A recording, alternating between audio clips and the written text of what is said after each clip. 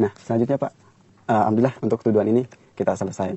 Selanjutnya ada tuduhan lagi dari orang-orang terhadap pendiri kita, Hazrat. Mereka mengatakan bahwa Mirza Ghulam Ahmad, naudzubillah, telah mengaku sebagai Tuhan. Nah, bagaimana Pak? Apakah benar demikian beliau alaihissalam mendakwakan diri sebagai Tuhan?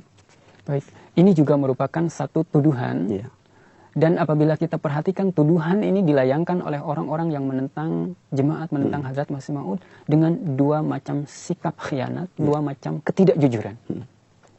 Ketidakjujuran atau sikap khianat yang pertama adalah Hazrat Masih Maud alaihissalatu wassalam, beliau menuliskan hal ini di dalam buku beliau, yaitu buku Ainah Kamalat Islam. Ini adalah sebuah ungkapan beliau menulis di dalam bahasa Arab. Beliau menulis di dalam buku Ainah Kamalat Islam, Ra'aituni fil manami ainallahi. Jadi, aku melihat di dalam mimpi bahwa aku adalah Tuhan. Ini yang ditulis oleh Hazrat Masih Maud di dalam buku Ainah Kamalat Islam. Di sini beliau menulis Ra'aitu fil manami. Aku melihat di dalam mimpi. Jadi, ketidakjujuran yang pertama yang dilakukan oleh orang-orang yang mengajukan tuduhan ini adalah mereka tidak menyebutkan bahwa Hazrat Masih Maud alaihissalam melihat hal ini di dalam mimpi. Sengaja disembunyikan. Padahal Hazrat Masih Maud di sini menulis Ra'aitu fil manami. Aku melihat di dalam mimpi. Ini ketidakjujuran yang pertama. Kemudian sikap khianat yang kedua adalah karena ini merupakan satu ungkapan. Oleh karena itu pada halaman selanjutnya dan halaman selanjutnya dalam dua halaman di buku itu setelah beliau menuliskan kalimat tadi, Hazrat Masih Maud sendiri beliau telah memberikan penjelasan mengenai apa maksud dari tulisan itu. Beliau menjelaskan bahwa maksudnya adalah tidak seperti maksud yang dijelaskan oleh para pengikut Wahdatul Wujud yang menyatakan bahwa segala sesuatu adalah Allah Subhanahu wa taala, bahkan dirinya pun adalah Allah Subhanahu wa taala. Tidak demikian kata Hazrat Masih Maud. Tidak pula seperti halnya yang dijelaskan oleh orang-orang yang berakidah hulul atau hululi yang mengatakan bahwa Allah Subhanahu wa taala telah menitis di dalam diriku. Tidak seperti demikian kata Hazrat Masih Maud. Tetapi maksudnya apa? Maksudnya adalah kata Hazrat Masih sebagaimana dijelaskan di dalam salah satu hadis pada kitab Bukhari, yakni ketika seorang hamba melakukan nafal sedemikian rupa melakukannya sampai-sampai sampai kepada kedudukan di mana Allah Subhanahu wa taala mengatakan aku menjadi mata yang dengannya ia melihat, aku menjadi tangan yang dengannya ia memegang, aku menjadi kakinya yang dengannya ia melangkah. Nah, ini maksudnya kata Hazrat Masih Maud alaihissalatu wassalam. Nah, ketidakjujuran kedua yang dikemukakan yang disembunyikan oleh orang-orang yang mengajukan keberatan ini adalah mereka tidak menyebutkan bahwa Hazrat Masih Maud sendiri telah memberikan penjelasan mengenai maksud dari kalimat yang ditulis sebelumnya itu oleh beliau. Jadi ketidakjujuran yang pertama tadi, yang pertama ini adalah mimpi yang dilihat oleh Hazrat Masih Maud. Yang kedua adalah Hazrat Masih Maud sendiri telah memberikan penjelasan mengenai maksud dari kalimat itu sebetulnya. Nah, mereka tidak mengemukakan dua hal ini. Mengapa demikian? Karena apabila mereka mengemukakan kedua hal ini, maka tuduhan tadi dengan sendirinya akan gugur. Akan batal ya, Pak? Akan batal. Nah, inilah ketidakjujuran dari orang-orang yang berkeberatan mengenai hal ini. Nah, kemudian karena ini merupakan mimpi. Mimpi itu senantiasa memiliki tabir. Kita melihat di dalam mimpi sesuatu yang tidak terjadi di dunia nyata. Orang-orang melihat di dalam mimpi ada rumah bergerak, ada hal-hal lain yang tidak terjadi di dunia nyata. Dan setiap mimpi itu memerlukan tabir. Nah, oleh karena itu, mengenai orang yang di dalam mimpinya melihat dirinya menjadi Tuhan, ini pun ada tabirnya. Tabirnya dijelaskan di dalam salah satu buku terkenal, yaitu buku Ta'tirul Anam, buku tabir mimpi yang terkenal. Jadi di sana disebutkan bahwa orang yang melihat di dalam mimpi bahwa dirinya menjadi Tuhan, di sini disebutkan waman ro'a ka'annahu sorol haqqo subhanahu wa ta'ala. Kemudian di sini selanjutnya ihtada ila siratim mustaqim.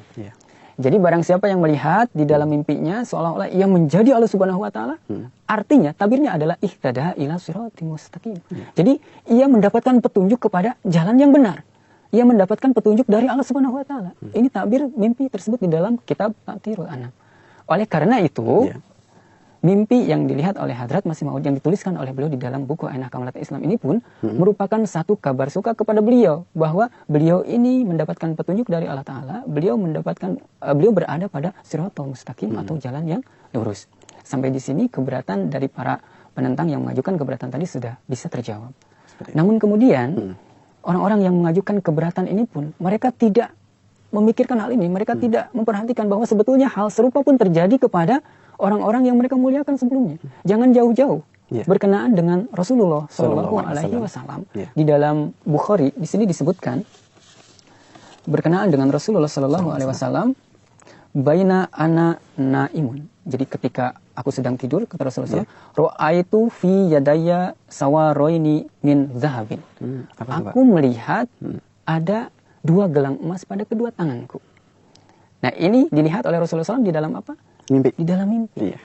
Nah, secara zahir, menggunakan atau memakai emas bagi seorang laki-laki itu adalah haram. Haram, iya. Nah, lalu ketika kita membaca ini, Rasulullah Shallallahu Alaihi Wasallam melihat di dalam mimpi beliau bahwa pada tangannya ada 2 gelang emas, seolah-olah beliau memakai 2 gelang emas yang secara zahir itu adalah haram sebetulnya. Apakah bisa kita mengatakan bahwa nauzubillah Rasulullah Shallallahu Alaihi Wasallam telah melakukan suatu tindakan, telah memakai sesuatu yang diharamkan oleh beliau sendiri? Iya. Apakah kita bisa mengatakan demikian? Tidak. Tentu tidak. Karena apa? Karena ini adalah mimpi. Dan mimpi itu biasanya memang banyak hal yang terjadi di dalam mimpi itu, padahal itu tidak terjadi di dunia nyata. Dan mimpi itu perlu penjelasan, perlu tabir. Oh, intinya mimpi tersebut tidak menentang, ibaratnya tidak bertentangan dengan apa yang pernah dialami oleh Rasulullah SAW sendiri, ya Pak? Ya tidak, karena ini adalah hanya mimpi. Dan pada kalimat selanjutnya pun dijelaskan bahwa penjelasan atau takbir dari mimpi ini maksudnya adalah setelah beliau Shallallahu Alaihi Wasallam akan muncul 2 orang pendusta. Salah satunya adalah Musailamah al-Kadzab. Kemudian satu lagi, Imam Abu Hanifah, Imam A'zam, kita membaca, mungkin pernah mendengar satu mimpi yang sangat masyhur, yang sangat terkenal, mimpi beliau. Beliau bermimpi tengah memilah-milah tulang dari kuburan Rasulullah Shallallahu Alaihi Wasallam. Nah, ketika beliau bermimpi itu, kemudian beliau menanyakan kepada Ibnu Sirin, apa takbir dari mimpi ini? Kemudian dijawab bahwa takbirnya adalah di dalam mengenali sunnah Rasulullah SAW, kepada beliau akan dianugerahi maqam sehingga beliau ini bisa memilah, bisa membedakan antara hadis-hadis yang benar, hadis-hadis yang sahih dengan hadis-hadis yang maudhu, hadis-hadis yang lemah, hadis-hadis yang palsu. Inilah tabirnya. Kita melihat bahwa di dalam mimpinya Imam Abu Hanifah tadi, apa yang beliau lakukan? Sesuatu yang seolah-olah sangat tidak terpuji, sangat tidak baik. Tapi tabirnya apa? Tabirnya adalah satu kemuliaan. Maka demikian pula mimpi yang dilihat oleh Hadrat Masih Maud alaihissalatu wassalam. Ini adalah mimpi beliau, dan tabir atau penjelasannya adalah sebagaimana tertera di dalam kitab Ta'tirul Anam, adalah beliau mendapatkan kabar suka dari Allah Ta'ala bahwa beliau berada pada Siratul Mustaqim, berada pada jalan yang lurus, mendapat petunjuk dari Allah Subhanahu wa Ta'ala.